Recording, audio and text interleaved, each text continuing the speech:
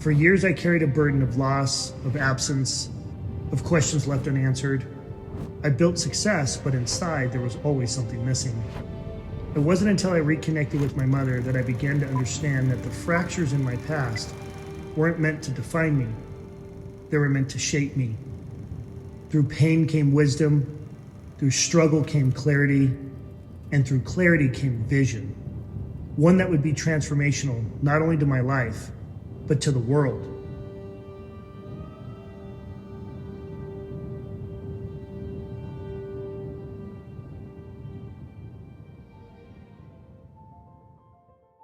I grew up with a father in law enforcement, single father, and we lived in a little 2-bedroom, 1-bath home in San Bernardino. My father's mortgage was 13%, $850 a month. After he paid for all the bills, he had about $150 left for groceries, and we lived on that for multiple years.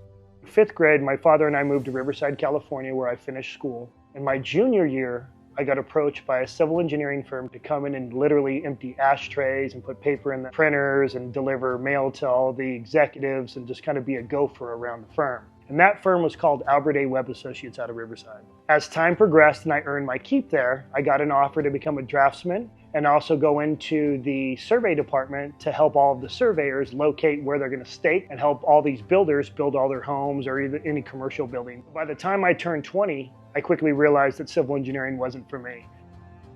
Met some friends out in Lake Havasu that owned a mortgage company and was doing very well. They gave me a position, so I took a 2-week vacation at the civil engineering firm, went over, jumped into a call center, started slinging mortgages, made $15,000 in 2 weeks, decided to go ahead and resign my position at the civil engineering firm and go into mortgage full-time. By the time I turned 22, I opened up my first mortgage company. By the time I was 24, I had my first son, and that was in July of 2008, right when the market crashed. Within 4 months, I couldn't put food on the table for my family, and that was probably one of the hardest things I ever had to endure as a man. In early 2009, I met a gentleman out of Las Vegas that was a former pension fund manager out of China. This gentleman took me under his wing. He gave me an open checkbook from anywhere between 35 and 40 million a month. I ended up opening up a leaseback program where I would go in and buy homes and lease them back to the original homeowners. And the homeowners were able to keep their marriages intact, keep their kids in their private schools, and really stay in their home when most people were losing their homes. And that turned out to be a very fruitful business. In August of 2009, I launched the Paradyme brand and platform. In November, we closed 276 short sales for $33 million, and we were focused on the Inland Empire in Las Vegas. We decided to go back into the lending space and start lending private money for fix and flips, ground-up construction, commercial acquisitions, and workout turnarounds. In 2011, we ended up moving down to Temecula, opening up my mortgage department, and really started expanding the private lending sector. By 2012, I was the top producer in the country for 4 years straight, not only just in volume, but also in unit count. I was doing anywhere between 150 to 250 million a year with a very small operation. We started doing more of the high-end residential real estate development, so Beverly Hills, Bel Air, Malibu. We were kind of the private lenders that were doing the majority of the funding for the debt piece for the ground-up construction of these high-end homes in those areas. In 2014, I met my second wife, Kara, and by 2016, we had our son, Steele. Shortly after having our son, Steele, I had an overwhelming sense of emotion about my relationship with my mom. In that year, I started traveling quite a bit. And as I look out all of these windows and planes, as I travel across the country building our business, I started realizing I wanted my kids to know that their father has it in them to be able to forgive. If something were to happen to me, I wanted them to know who their father really was. That's when I started documenting my life and my journey, even with my business. As I set in to the emotions of what happened with my mother and having conversations with my father and my wife and close friends and really being able to identify the things that have been missing in my life or maybe certain traits about me that need to be worked on, I drummed up of enough courage to reach out to my mother here in East Tennessee. I would rather know than not know. I didn't want to go through the rest of my life thinking, what if I reached out to her? What if we had a good relationship? And I thought it would be smarter for me to just get this off my chest and see if there was something there. And I wanted to close that gap. I wanted to close that chapter in my life. And I ended up reaching out to her, and she was very receptive. We decided to flip for the ticket. She was set for 8 days with us. Hey, can I help you with that? Hi, baby. How you doing? I'm good. Good.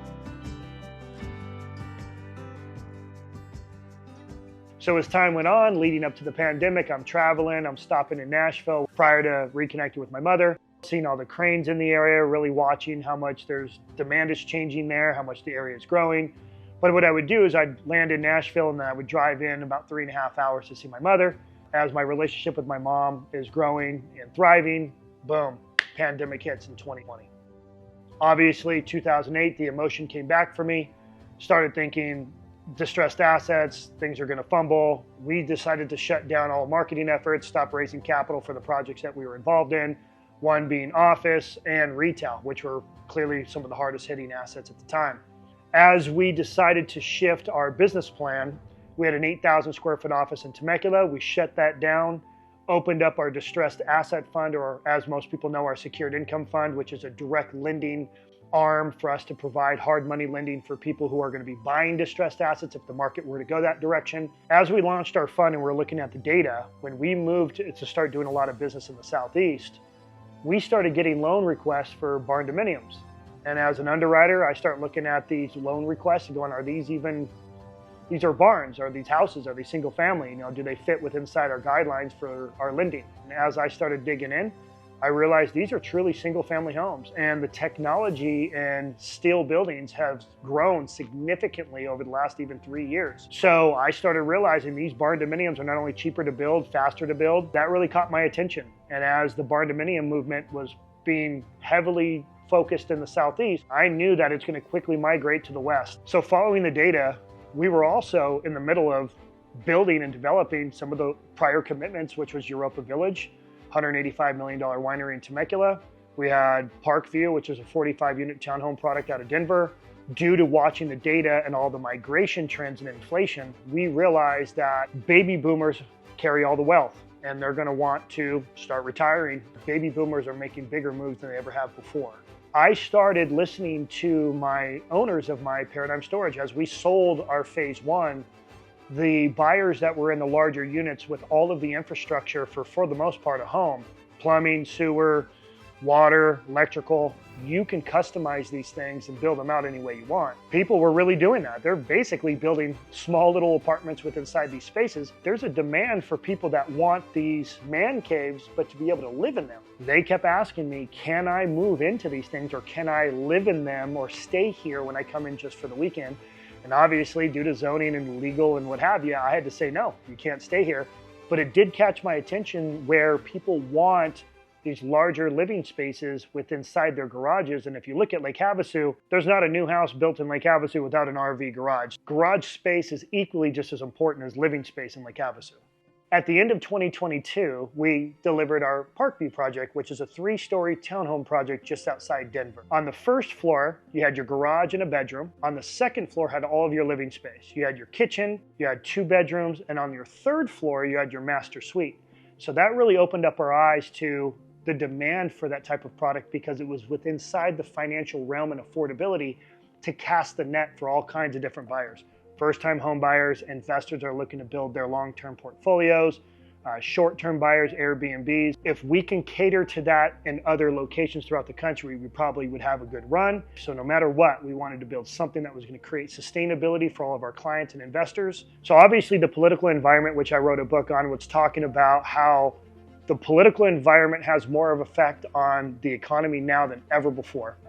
And we knew that's going to have a direct impact on affordability, inflation, people's buying horsepower, rates, the whole 9 yards. As we started seeing bottlenecks within trades, we realized quickly that we needed to start looking at different ways and building methods. One of the things that I've always been taught by my mentors was, if you are not innovating all the time, whether it's being proactive on marketing or building methods or whatever it is that you're doing, you're going to fall behind. And as quickly as things were moving politically, we had to equally parallel the speed in which we were moving our business.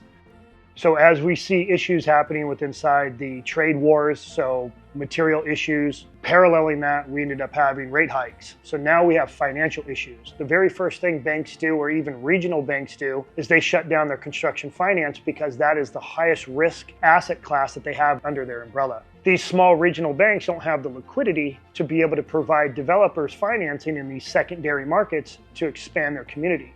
So now we see a niche.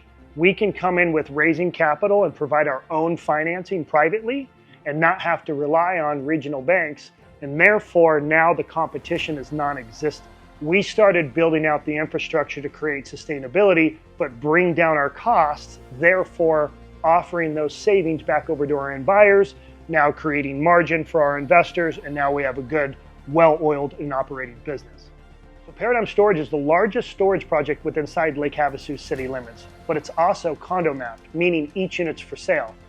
The desirability and the demand for those were so high, and not only just for this area, but across the country, even Australia, Canada. We started seeing that trend because the buyer's pool was so large. You have a lot of investors that don't want to do a step up in their basis, 1031 exchange, but the entry point was low enough to be able to buy them and cash flow them like long-term rentals. People can start building their rental portfolio with smaller investment amounts. Now, as time goes on and our reputation continues to build with inside the city, brokers and landowners continue to reach out to us because nobody has the buying horsepower.